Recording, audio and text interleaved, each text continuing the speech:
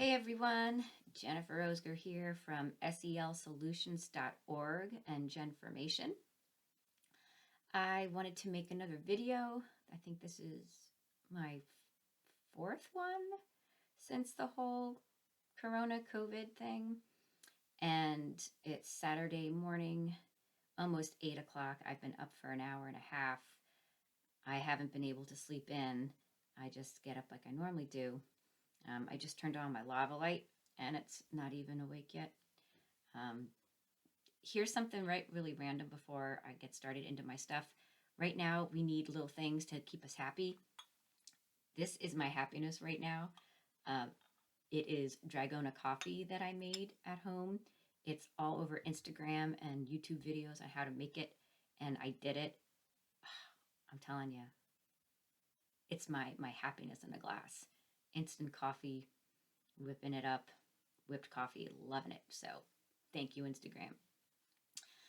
So one thing I wanted to say is about, I saw a couple posts about this being our new normal and focusing on a lot of the surveillance and lack of individual freedoms for the greater good of security.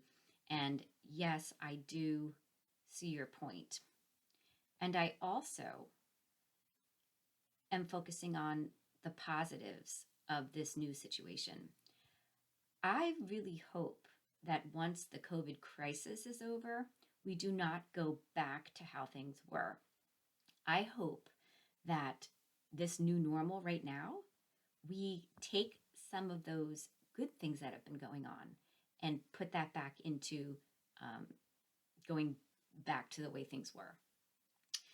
For example, do I want quarantine to continue indefinitely? No, that would not be cool. Do I want my individual freedoms and liberties to be taken away? No, I appreciate very sincerely freedoms that we have.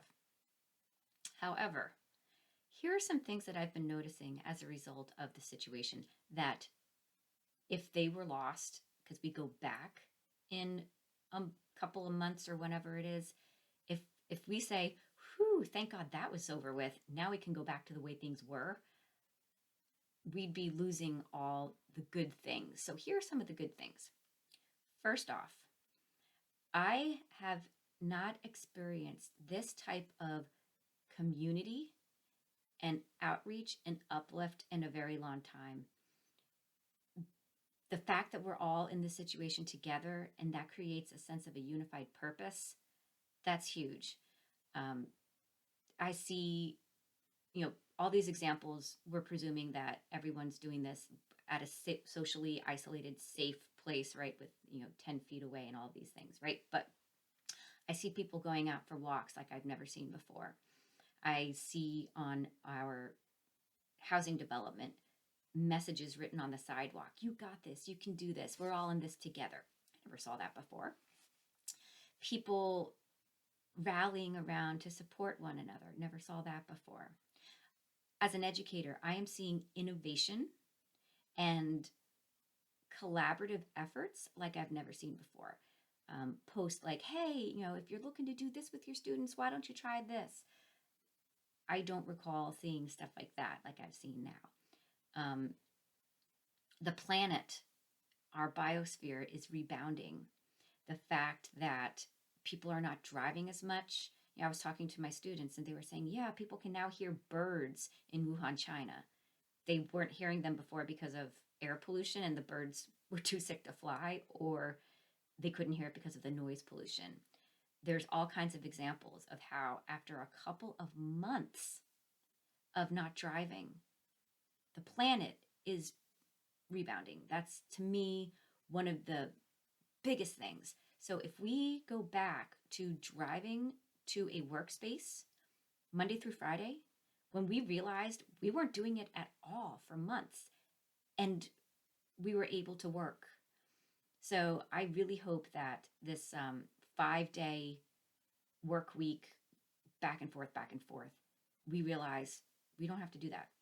We can do like 2 days work from home, or to realize maybe we can do it all in 4 days driving and have a 3-day weekend. The possibilities are endless with that. Innovation, all different types of things where, it's that phrase where necessity is the mother of invention. It's true. Like, we are finding ways to do things just because we have to now, and we're not relying upon the mediocre, well, we've always done it this way before, so let's just keep on doing it. People who are pioneers and are doing some groundbreaking efforts, that's fantastic. Um, Myself at SEL Solutions and my two partners, we have been taking conferences that were in-person live events and converting them to behind the screens events, while acknowledging that you do need to have Wi-Fi. And there's that issue with socioeconomics. That being acknowledged, what it does allow is, instead of having people only being able to fly to a certain national conference, you can dial in remotely. And I don't think that was really an option. People were just doing live events. Maybe a couple of people would have done live streaming just for so, but the main one was to just do it live. Now, people don't have to spend money for airline tickets, hotel accommodations, all that jet fuel to have people fly back and forth all over the country. Do it from home, right? That is a huge equalizer. Um, how about the socioeconomic? We are now realizing, and a lot of us have been saying this for years, especially as educators, there is this presumption that because I have the ability to do something because of my finances, everyone else can do that. And people don't necessarily think, oh, not everyone can afford Wi Fi, not everyone can afford a laptop and these capabilities. How are we going to serve those students whose families can't afford what we just take for granted? Now that's bubbling up. And what about the students who can't afford that? Might also be an overrepresentation of Black and Brown students. So now these equity issues, which many of us have been saying for decades, it is in your face, right? So now to say we have to do something about this as a nation. Also, appreciation of teachers and what we do on a daily basis. This is what we've been highly trained to do as educators. And for people to realize that this is a delicate system as far as all the moving parts that go into educating your children, I'm really hoping that public education, more energy gets put into supporting public education. We've been able to pivot just like that.